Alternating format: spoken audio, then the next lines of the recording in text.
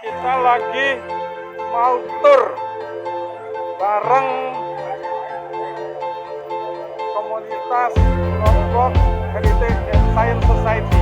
Naik mobil ini acaranya tadi ada pameran foto di museum, kemudian sekarang kita mau jalan-jalan. Saya mau ikut dong, boleh? Bisa, masih berdiri, yang penting berdiri aja.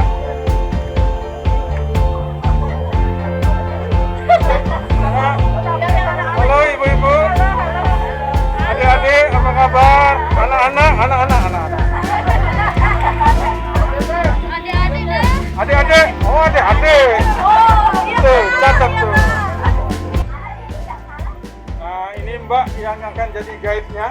Jadi saya tukang videonya saja. Yuk kita ikutin turnya ya. Baik, hari ini kita akan tur dan tur kita akan melewati 4 tempat. Yang pertama adalah kawasan Ampenan, kawasan Mataram, kawasan Cakra Negara, dan akan berakhir pada Makam Pangkep. Kita akan memasuki kawasan Ampenan. Jadi kawasan Ampenan nantinya ini yang akan kita masuki pada tahun 1775 telah menjadi kawasan yang sangat ramai, ya, karena kawasan ini merupakan kawasan bandar internasional, ya, bisa kita bayangkan kawasan bandar internasional. Jadi kalau kita di sekolah-sekolah zaman dulu, adik-adik yang masih SMA sering mendengarkan tentang sejarah di Pulau Jawa, misalnya jarang ada yang mendengarkan sejarah Pulau Lombok, ya, pas paling unggul. Selain beras, kita juga pernah menyimpang kaktus, ya, pernah salah satu penyimpang kaktus yang sangat luar biasa dengan kualitas yang sangat baik. Kalau padi, sampai sekarang kita masih memiliki padi yang kualitas sangat baik. Kita akan memasuki kawasan pelabuhan.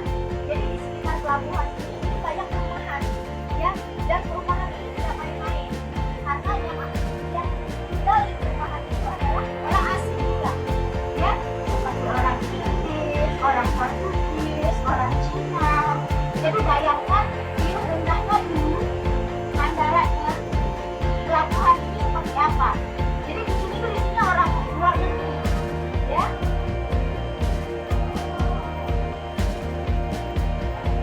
Ada yang pernah mendengar nama Wallace? Seorang pakar, ya, dia adalah seorang peneliti. Dia juga menemukan jar Wallace, ya, jar Wallace ini yang membedakan antara flora dan fauna di daerah barat dan daerah timur. Nah, waktu ada Wallace itu, ada juga Charles Darwin. Masih tahu ya?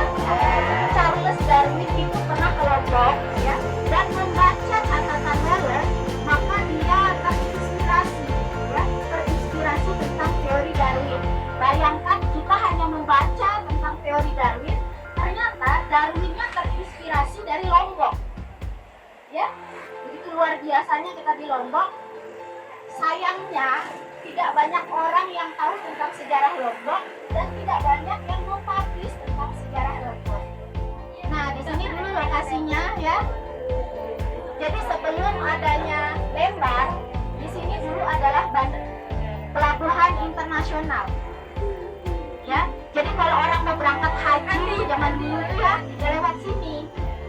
Orang berangkat haji itu lewat sini zaman dulu. Nah, di sini ini jalurnya. Jadi sebelah kiri kanan area yang sekarang ini dulu adalah perumahan dan gudang-gudang, ya, perumahan dan gudang-gudang di sini.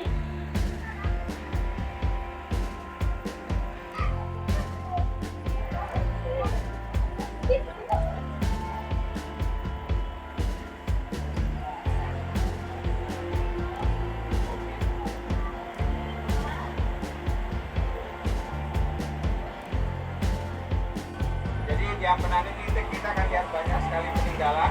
Tadi kalau kita perhatikan di sana itu ada satu gudang yang ada angka di atas itu 1936. Tapi tadi mungkin karena tinggi ya kita tidak lihat.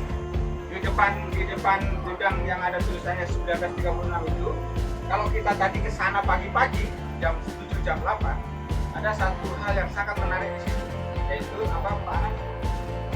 Soto. Soto kentang. Soto. soto namanya soto sicang. Apa sicang? Sicang itu namanya Om Sicang. Orang Tionghoa dulu tahun 50-an yang menjual soto di sini. Dan sekarang masih ada anak keturunannya yang jual ini. Generasi ketiga. Generasi ketiga, cucunya masih jual. Nah, di sebelah kanan ini, sebelah kanan kita sedang jalan ini ya, namanya Kampung Tangsi. Ada yang tinggal di sini? Kenapa namanya Kampung Tangsi tahu? Tahu. Jadi dulu ini menjadi tangsi militer Belanda. Jadi kekuasaan Belanda itu tentaranya ada di sini. Sekarang bekas tangsinya itu masih digunakan oleh Korem, ada kantor Korem di dalam itu. Sedikit bagian dari Korem, kemudian angkatan laut ini, angkatan laut, dan apalagi ini. Itu ada juga gardu listrik yang dari zaman dulu itu. Itu kalau itu dari tahun 50-an gardu listrik itu. Nah kemudian di sini di kanan kiri kita bisa lihat bangunan-bangunan tua. Ini bekas rumah dan bekas perkantoran dulu dari sejak zaman Belanda. Kantor Ini pos. ada kantor pos, termasuk yang dibangun pertama. Kemudian di sebelah itu kantor telegram atau kantor sekarang kantor telepon. Kemudian di sebelah ini kantor polisi. Kantor polisi ini juga dari zaman Belanda, kantor polisinya di sini. Ini Kemudian rumah Langko. di sebelah depan, di sebelah utara itu ada rumah Langko. Itu dulu rumah salah satu saudagar besar, pengusaha besar di Pelabuhan Merak. Kemudian ini lapangan Polda di sini di belakang sini lapangan Polda. Ini memang lapangan dari dulu, zaman pemerintah pertama Belanda itu alun-alunnya. Nah di sebelah utara ini sebentar lagi kita akan lihat kantor Samsat. Kantor Samsat ini dulu namanya Persanggrahan Dasar Agung. Yang ini. Ya, kantor Samsat. Dulu ini kira-kira 15 tahun lalu masih ada bangunan tua. Itu pesanggrahan dari zaman dulu. Pesanggrahan itu apa ya? Tempat peristirahatan lah. Jadi kalau kepala daerah weekend gitu ya, namanya pesanggrahan di sana. Kemudian yang sedang kita lewati ini, nanti kalau adik-adik itu bapak-bapak lihat di pameran foto itu ada jalan kecil kanan kiri penuh pohon. Itu sekarang jalan angkut. Itu jalan difoto pada tahun 1906. Pohonnya pohon kenari. Ini pohon ini yang nanam Belanda ini. Jadi kalau sekarang pohon-pohon ini kurang lebih usianya ada sekitar 120 tahun. Ini pernah perhatikan di situ ada patung buaya? Kenapa ada patung buaya di situ? Jadi ternyata buaya itu dulu menjadi lambang kerajaan Mataram.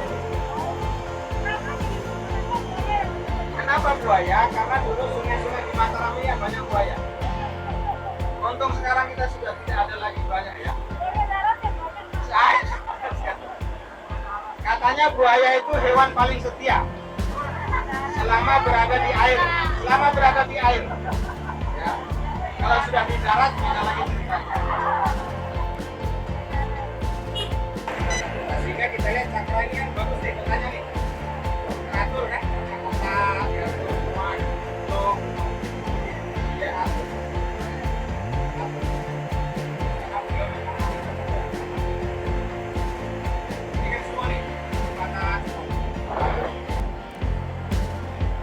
Ini kita sudah sampai di perempatan Cakra Negara.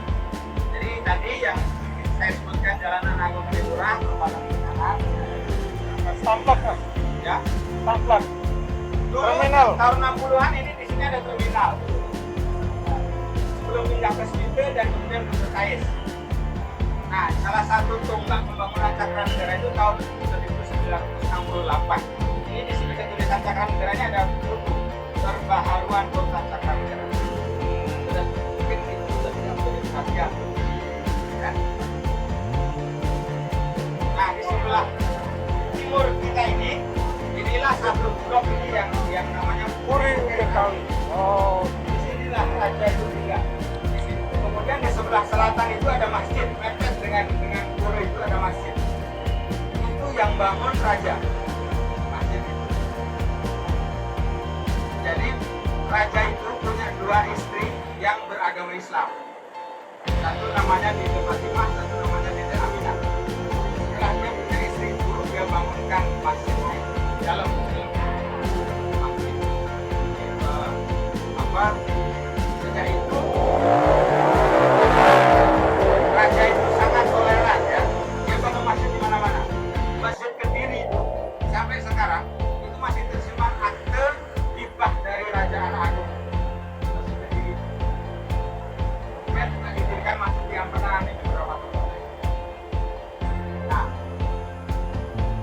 sengaja diasingkan ke Batavia, kemudian anak-anaknya itu setelah itu ada yang pindah ke Bengkulu, ada yang ke Bogor, ada yang ke Sulawesi, ada yang pindah-pindah macam-macam. Salah satu tadi itu keturunannya yang kembali ke sini setelah Belanda tidak berkuasa lagi di sini.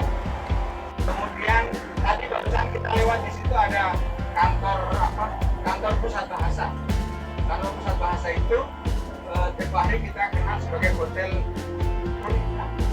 Giri Putri.